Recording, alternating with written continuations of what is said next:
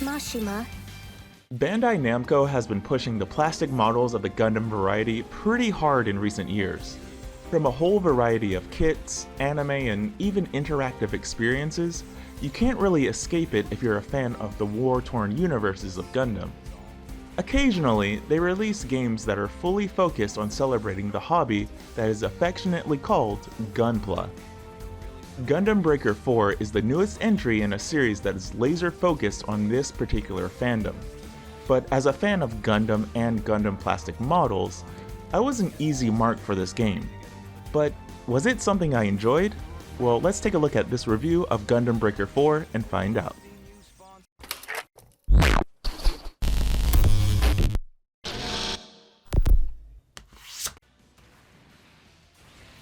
Let's be clear here right away. Gundam games are made for Gundam fans first and foremost. This goes doubly so for a game that focuses on a subsection of the fan base like this one does.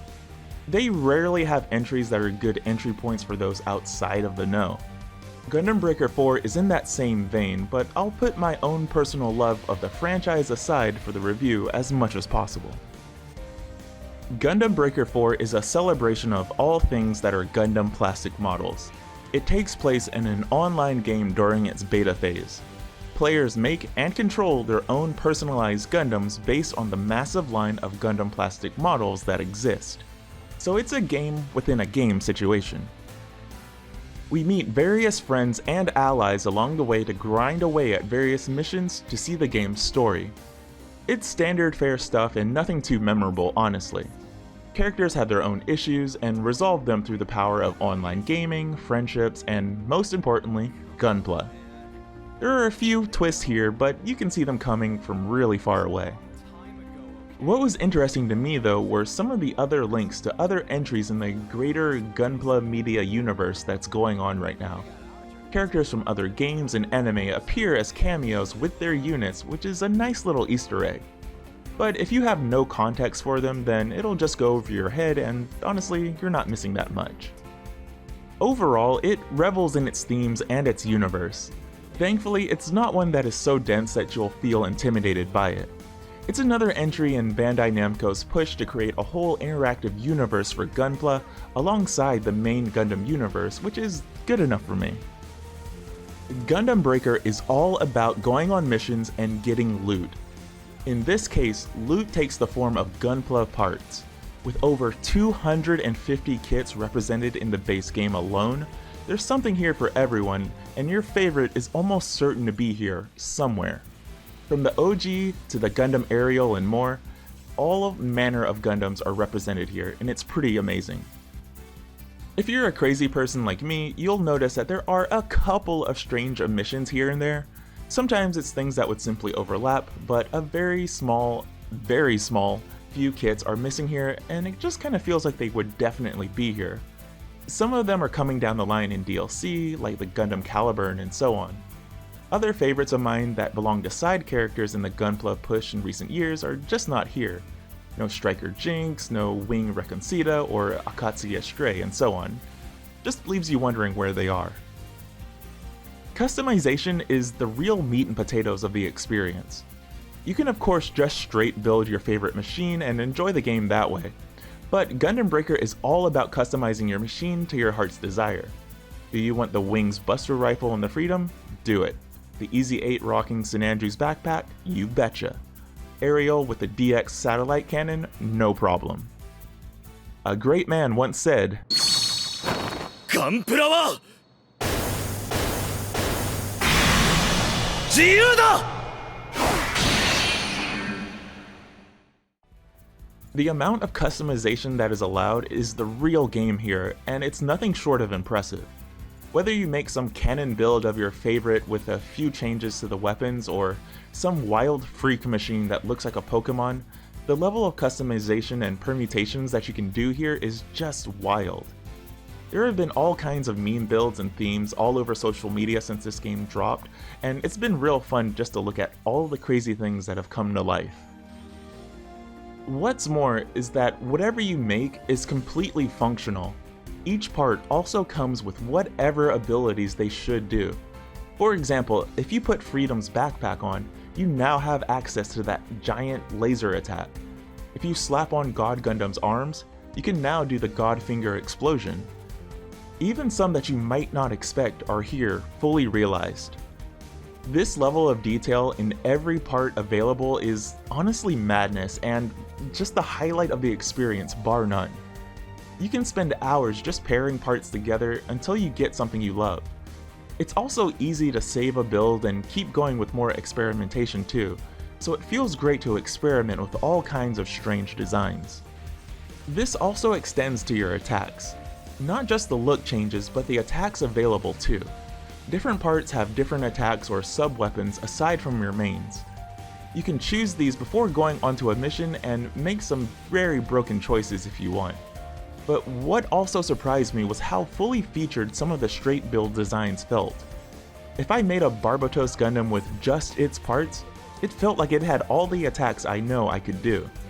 It was once again really impressive from a details standpoint. If there's a part that you want, but you just can't seem to get it to drop, the shop lets you buy full sets of Gundam kits, but at level 1 with no extras. It's fun looking through the shop and seeing all the kits boxes represented in-game, and it's a quick way to get what you want once you encounter it at least once.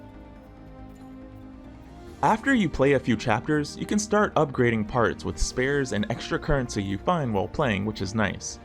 But it did make me wish that the inventory was a bit less cumbersome to sift through to use. Also, an auto level option would have been pretty great. But that's enough praise about customization. Let's get into a lowlight, the gameplay.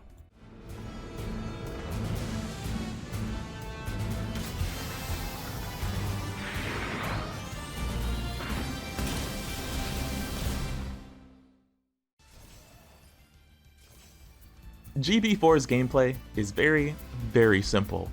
While you can give yourself about a dozen different special attacks and wield all kinds of short and long range weapons, the gameplay itself just feels like it's missing something while you're playing it.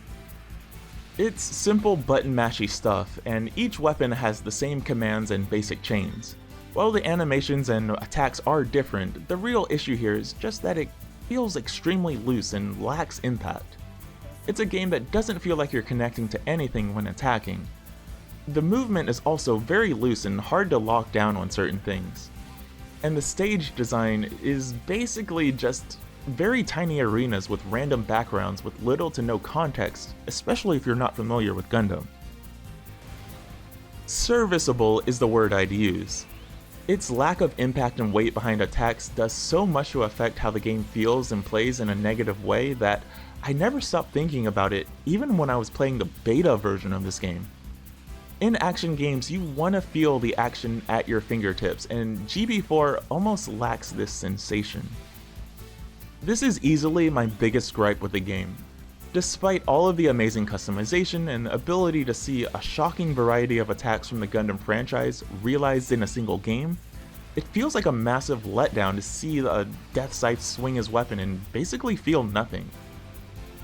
Some of this is coming from how enemies react or the lack thereof, but also just mechanically how the combat seems to be a massive second thought to the whole experience. What's worse is the lock-on. So many attacks in this game lock you into an animation, and instead of at least somewhat following the target until you get a hit, many of them are just straight animations with zero leeway. Firing off a huge attack just to sit there while an enemy slowly strafes away just feels bad. So while it's a letdown to play, for those of us who love loot collecting and customization, Gundam Breaker 4 is in a class of its own. Another mixed bag is the game's look. The Gunpla themselves look impressive overall, and changing the colors and finishes on the final result is pretty nice. But everything else just really sells home the fact that this game doesn't have much of a budget behind it. Story scenes play out with Gunpla doing the same emotes that are available for players in the lobby. Nothing unique to be found in most cases, and characters are represented by visual novel-style anime avatars with only a handful of pictures to represent them. No big budget cutscenes are to be found here. Most of this takes place in a single lobby room too, emulating the look of something like Phantasy Star 2, but only smaller somehow. No crazy effects, flourishes, and so on. So it's a bit disappointing in terms of button bashing and visuals, but there is honestly a lot of game here to enjoy.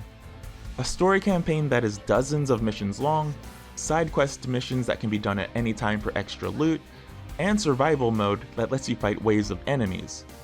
All of which have multiple difficulties, that way you can get better drops. Not to mention that all of this, bar the story, can be done online for multiplayer. You can really sink a lot of your time in here just trying to make your perfect Gunpla of your dreams. There's also a brutally detailed photo and diorama mode that lets you place a number of model kits and effects to create pictures to display. I only did the tutorial for this and I was completely overwhelmed by all of the options here. Gundam Breaker 4 is a mixed bag of a game. The joy of customization is in full effect and it might be some of the best I've played recently. The variety of options here makes other games just pale in comparison. Its addicting loop of finding drops and tweaking builds is really amazing. But you can tell that so much effort went into this one aspect of things that the rest of the experience suffers as a result. The visuals are nothing great, the stage design is downright awful honestly, and the combat lacks what it needs to really sell the experience of fighting with your favorite designs. As a whole package, I honestly can't recommend Gundam Breaker 4 if you're not a fan of Gundam, or more correctly, Gunpla. Customization and looting only carries so much of this experience that I honestly feel like I'd be lying if I wasn't honest about that. If you're like me and a hardcore fan of Gundam and Gunpla, then this is a no-brainer buy, and you probably didn't need me to convince you. It feels more like another entry in Bandai Namco's current push for the Gundam plastic model universe that they're creating, rather than making a more solid gaming experience. If you have no context and are just looking for a good game, Gundam Breaker 4 doesn't quite hit that mark, and if it wasn't for the Gundam theme, I don't think even I would be down for it. But that's going to do it for this review. Are you a Gunpla fan who's loving the game like me? Let me know down below in the comments. Be sure to like this review if you enjoyed the video as well, and hit the sub for more reviews and other videos coming soon. In the meantime, I am motivated to buy more Gunpla models, so stay safe out there and be nice to each other. It's a good thing.